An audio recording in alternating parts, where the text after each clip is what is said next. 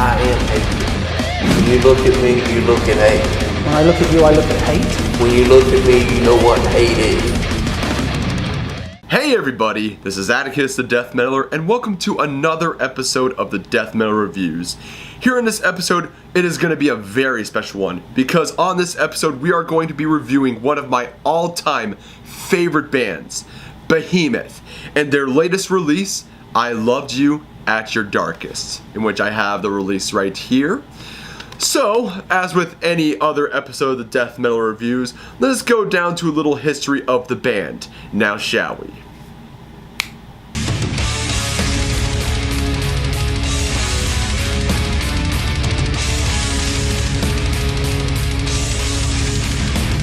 It is without question that Poland has been through a lot during the past century, gaining its independence after the calamity that was World War I, fighting to maintain its independence from the Bolsheviks, only to be mauled, limb by limb, 2 decades later by the same Bolsheviks and the Third Reich, while the Soviets committed the Katyn massacre against the intellects and military heroes, and the Nazis, well, you know. And after the war, the Soviets swallowed the nation whole, where the Polish people underwent a brutal half a century of oppression till its inevitable collapse in 1991. Poland is going through another battle against the European Union. While it tries to maintain its independence and learn from its mistakes, it is, however, run by a borderline theocratic government.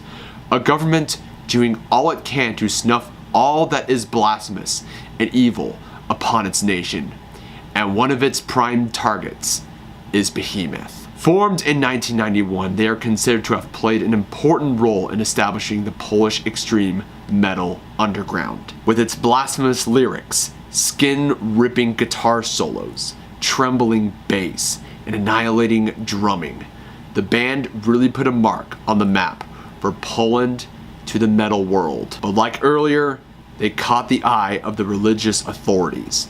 In July 2007, the All-Polish Committee for Defense Against Sects distributed to many Polish officials a list of bands that allegedly promote Satanism and murder.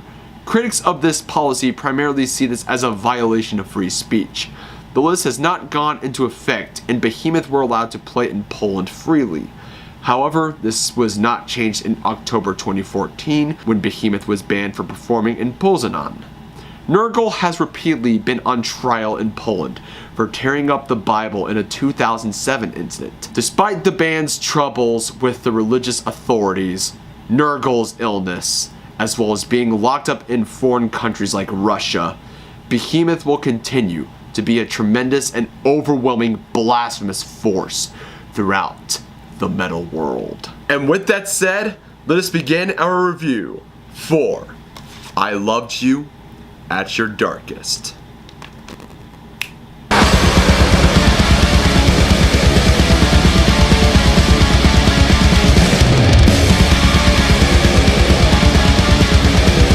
Now, I Loved You at Your Darkest was a pretty interesting album to review when it comes to production-wise.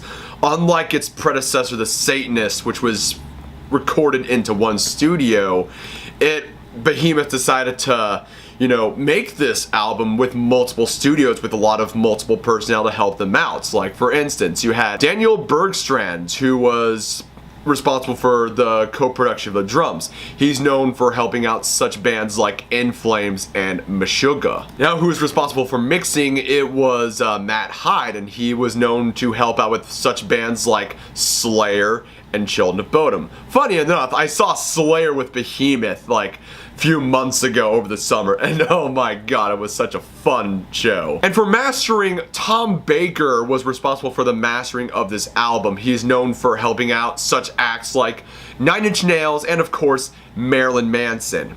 Now, a lot of people are a bit confused onto the title of the album I Loved You at Your Darkest, which is actually, to those who actually did a little bit digging and those who were brought up in Christian families, you would know that was a quote that Jesus said into Romans 5:8. And Nergal said, we're gonna twist it into our own way to make it very blasphemous.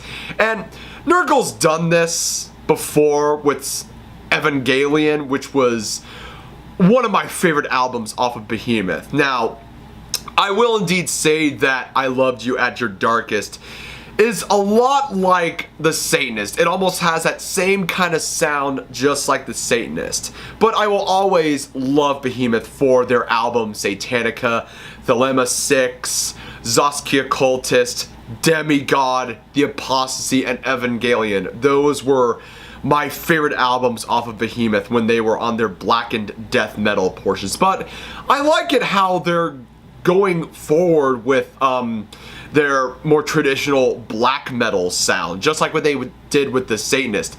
But how does it compare to The Satanist?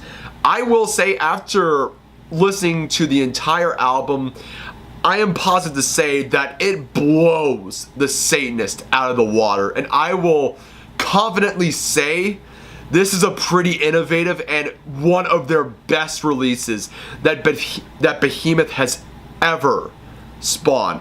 I am not making this shit up. I thoroughly and absolutely enjoyed this album. And I mean, of course, it's Behemoth, but this right there, it's one of their best releases they've ever brought out. But it doesn't come with its shortcomings and stuff. That's stuff that, you know, I like to criticize the album for. But it's a little tiny stuff that I like to criticize. But overall, I loved this album. So, let's get to the songs now, shall we?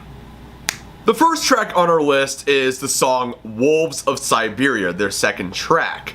Now, I would say that this song is almost a bit comparable. It sounds a lot like a very aggressive and fast-paced version of the Satanist song Ben Sahar, one of my favorite songs off of The Satanist. But I will say this is 10 times better than Ben Sahar. While Ben Sahar was a bit slow, calming, a good song for a good hike, Wolves of Siberia, I would like to compare it to every Saturday when my dog Herschel goes absolutely ballistic, doing anything in his power to get me to take him to the dog park.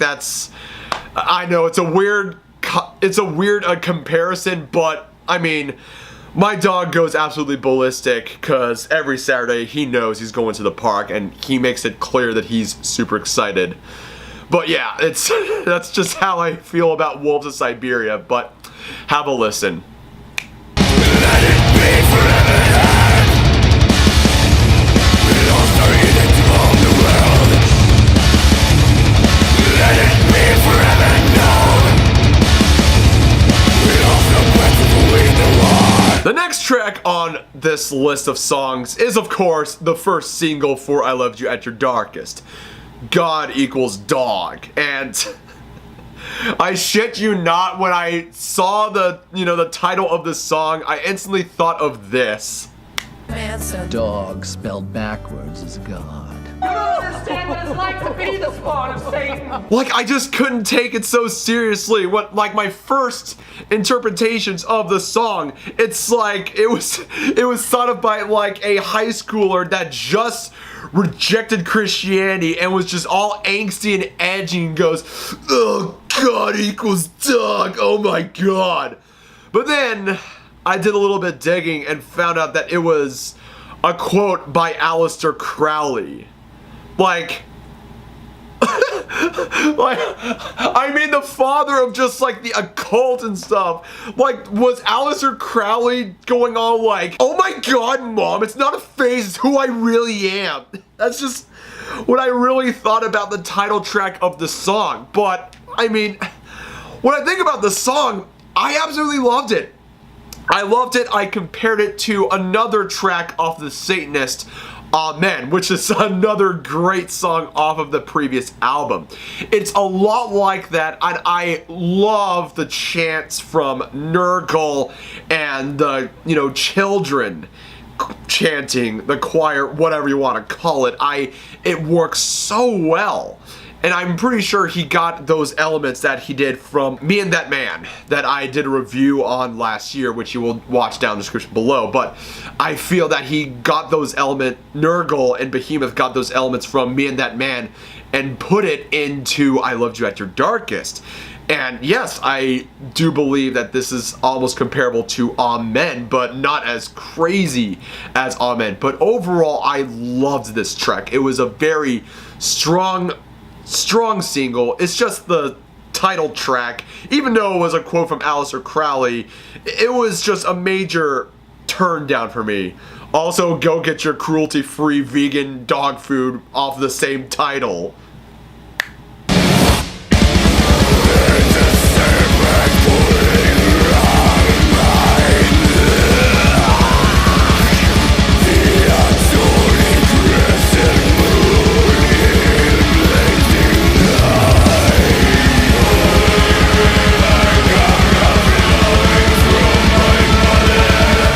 Track on this list is by far one of my favorite songs of this album, Bart Sibel. And Bart Sibel is actually a demon that, you know, a lot of people summon. I did a little bit digging onto the inspiration, but I believe that it's just a demon that you can summon when you're of the occult.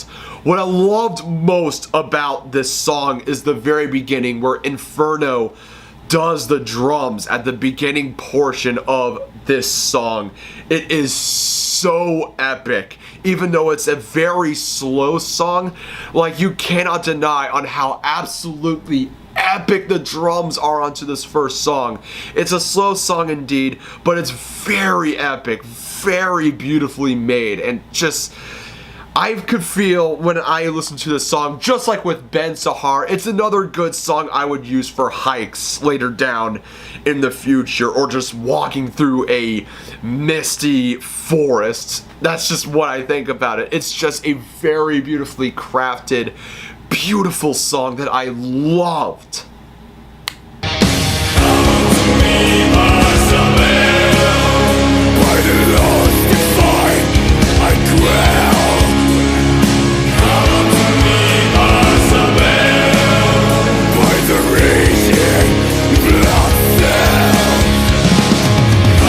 The next track on the list is the aggressive song, If Crucifixion Was Not Enough. And I just gotta say, like, I mean, tone it down here for a bit. I mean, we can all recall that Jesus Christ, when he was crucified, he was basically being tortured all the way to Golgotha. You know, he was whipped, he fell down, breaking his ribs.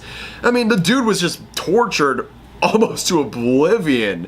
And crucifixion is a very fucked up way to die, comparable to this other Persian torture method. I forgot what it was, but getting way off topic. But yes, it is such a fucked up way to die. But I love the anger and the hate coming from this song, especially when it comes to, you know, how the Catholic Church is right now with the recent scandals upon it. And we all know the Catholic Church has a lot of skeletons that are being pulled out of its closet and all this other shit. And this is just a perfect song to express the hatred and disdain of just, you know, the stuff going on in the Catholic Church. I mean, I was brought up Catholic myself. But anyhow, I love the drummings, the guitar solos off of this album, and it just is just pure hatred for the corruption of the Catholic Church is what I think about onto the song right here.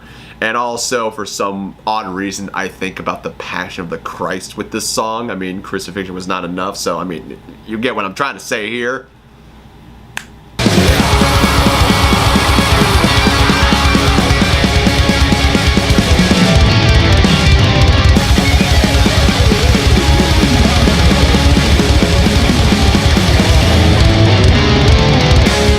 Track on the list is Angelus XIII, if you understand Roman numerals. But yes, I love this track right here because on how it goes from blackened death metal influences to a bit of prog metal at the very end of the song when it comes to Inferno's drumming.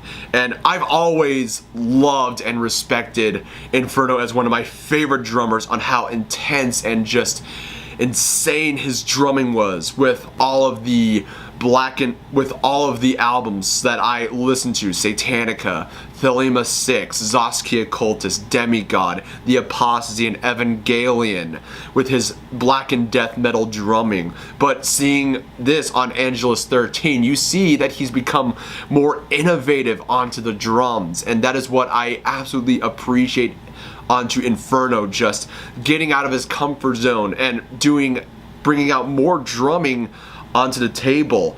And I love this song when it comes to just the innovations off of this track right here.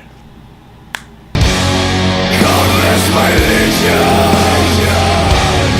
many my name, 1,000 yards, the ghost of madness. And now we are down to our final track off of this review, Havohe Pantocrator Let. Now, Havohe is basically Jehovah spelled backwards, and Pantocrator, if you understand architecture into churches, mostly in Byzantium churches, you would know that this is what a Pantocrator looks like. And I absolutely love every time I go to, you know, some really old churches around in the United States or in Europe. I love and appreciate the art off of, you know, these churches. But yeah, this is what a Pantocrator is.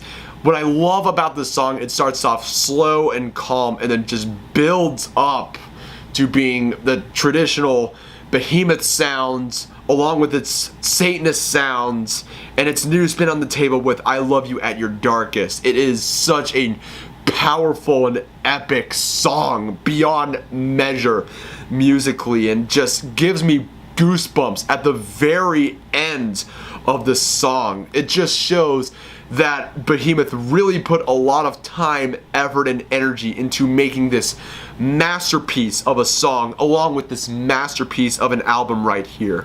Have a listen.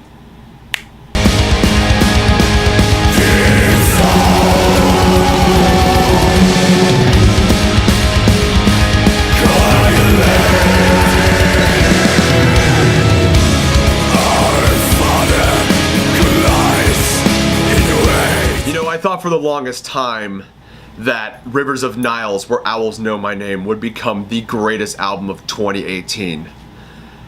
I was dead ass wrong. Though it is a fantastic album, I will indeed say that I Loved You at Your Darkest is probably Behemoth's magnum opus. It's jewel in the desert. Like the cream of the crop, the alpha and the omega. I could still remember on how intimidated and terrified as a young Christian boy, a young Christian Atticus the Death Metaller back in 2007, listening to Behemoth for the first time. But overall in time, I grew to absolutely love this band ever since I got into the albums Demigod and The Apostasy, Evangelion, and listening to their old stuff, Satanica, Thelema VI, Zaskia Cultus, and also the Satanists, where they changed things up a notch. But then they went up their antes with I Loved You at Your Darkest. It is... Oh, there's Herschel. I will indeed say that I Loved You at Your Darkest is probably the band's greatest achievement. Greatest achievement throughout their entire career. I Loved You at Your Darkest, without a doubt, gets a 10 out of 10 for this review. So, what'd you guys think about I Loved You at Your Darkest? Did you like it or did you dislike it? Leave your comments down below. Without further ado, ladies and gents, I am Atticus the Death Metaller. Hope you liked this video. Subscribe to my channel. Links are in the description below. Keep it metal and have an excellent and blessed day.